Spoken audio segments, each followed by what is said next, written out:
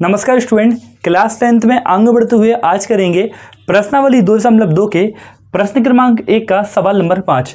सवाल सबसे ज़्यादा इंपॉर्टेंट है और बहुत ही ज़्यादा इजी है ना। तो इस वाले सवाल के लिए अपन सूत्र के माध्यम से हल करेंगे। तो यहाँ पर अपन लिख लेंगे हल।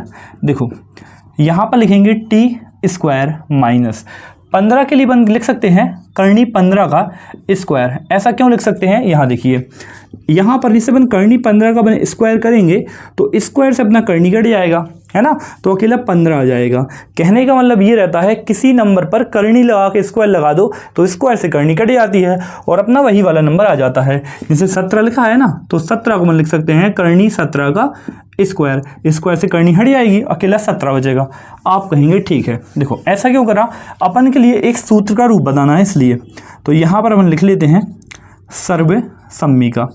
देखो सर्वसम्मिका अपनी होती है, देखो यहाँ पर लिख लेते हैं सर्वसम्मिका अपन लिखेंगे ए स्क्वायर माइनस बी स्क्वायर बराबर होता है अपना ए प्लस बी और फिर होता है ए माइनस बी। ये अपनी सर्वसम्मिका है।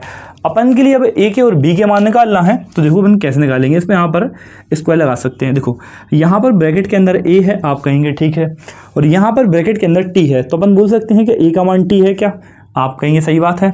तो ए का मान यहाँ पर मेंशन कर ले रहे, ए का मान टी। ये अपन को लिखना नहीं है, मैं बस आपके लिए बता रहा हूँ। देखिए यहाँ पर ब्रैकेट के अंदर बी है और यहाँ ब्रैकेट के अंदर करनी 15 है, आप कहेंगे ठीक है। तो अपन बोल सकते हैं कि बी का मान करनी 15 हो जाएगा, बी का मान करनी 15 हो जाएगा। अब देखो यहाँ पर अपन सूत्र में मान रखते हैं, तो यहाँ पर एक बार प्लस में आएंगे दोनों, यानी ए का मान रखेंगे टी प्लस बी का मान है करनी 15, तो हो जाएगा करनी 15। आप कहें ठीक है, और एक बार यही माइनस में कर देंगे तो यहाँ लिखा जाएगा टी माइनस करनी 15। बताओ इतना सवाल आपके लिए समझ में आया है कि नहीं आया, बताइए मेरे लिए। अब देखो द्विघात समीकरण है तो बराबर में जीरो चलता है, याद रखें बराबर में क्या चलता है, जीरो चलता है। तो अपन अब क्या करेंगे, इन दोनों के बराबर में अपन जीरो लेके चलेंगे। तो देखो यहाँ पर टी प्लस करनी 15 इसके बराबर में भी जीरो लेंगे, और यहाँ पर टी माइनस करनी 15 इसके बराबर में भी अपन जीरो लेंगे। देखो ना, पक्षांतर करेंगे, प्लस का करनी 15 है, पक्षांतर होगा तो माइनस का हो जाएगा। तो टी बराबर आएगा माइनस का करनी 15, ये प्लस का था, यहाँ पर आया माइनस का हो गया। देखो ऐसे ही माइनस का है, फिर पक्षांतर करेंगे तो प्लस का हो जाएगा। तो टी बराबर हो जाएगा करनी 15, माइनस का था प्लस का हो गया। ये जो दो अपने टी के मान आए हैं ना, यही अपने शून्यक हैं। सवाल में बोल रहा था द्विघात बहुपद के शून्यक ज्ञात कीजिए, तो ये तो अपने हो गए शून्यक, ठीक है। तो यहाँ लिख देंगे शून्यक। देखो शून्यकों के लिए हमेशा अल्फा और बीटा से अपन दर्शाते हैं, याद रखें अपन। तो लिखेंगे शून्यक अल्फा बराबर माइनस करनी 15, यहाँ लिख देंगे माइनस करनी 15।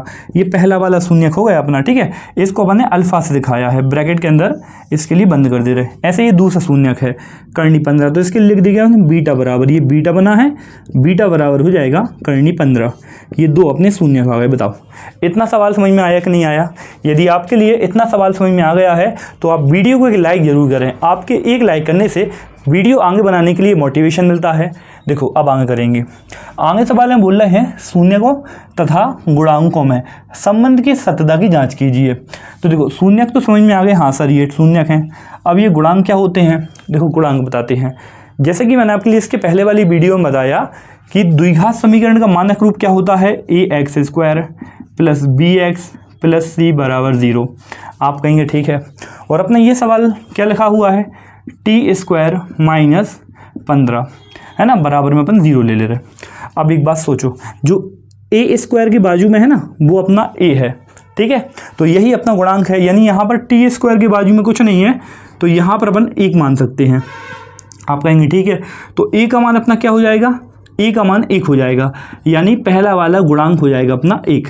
कैसे आता है, स्क्वायर के बाजू में हमेशा गुणांक होता है, वो ए का मान होता है, ठीक है। अब देखो x की बाजू में b है तो यहाँ पर t होना था, अगले सिंगल t उसकी बाजू में b होता है, तो यहाँ पर b नहीं है तो b का मान अपन 0 मान सकते हैं। सिंगल संख्या c का मान, और यहाँ पर c का मान -15 है, माइनस भी आएगा, यहाँ का सूत्र है वो प्लस के फॉर्म में है, तो c बराबर आएगा अपना -15। बताओ इतना आपके लिए a b c के मान समझ में आए। यदि अपन के लिए ये समझ में आ गया है तो ये अपन को गुणांक पता चलेगा, गुणांक क्या होता है। अब देखो आगे करते हैं अपन, यहाँ पर थोड़ा स्पेस कम है इसलिए अपन जुगाड़ कर लेते हैं और क्या।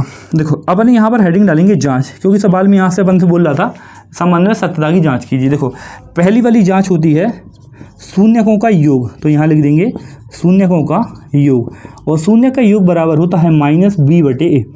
तो देखो शून्य का अपने क्या क्या दिए हैं, ये माइनस करनी 15 और प्लस करनी 15, तो लिख देंगे माइनस करनी 15 और प्लस करनी 15, है ना, बराबर। देखो माइनस का साइन लगाएंगे b, और b का मान कितना आया 0, तो 0 लिखेंगे बटे a, और a का मान 1 है तो यहाँ लिख देंगे 1।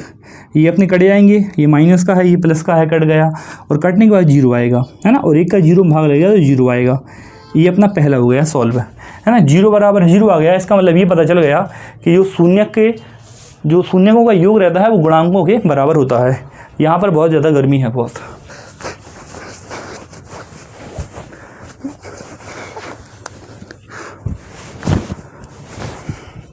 चलो देखो अब आगे करते हैं।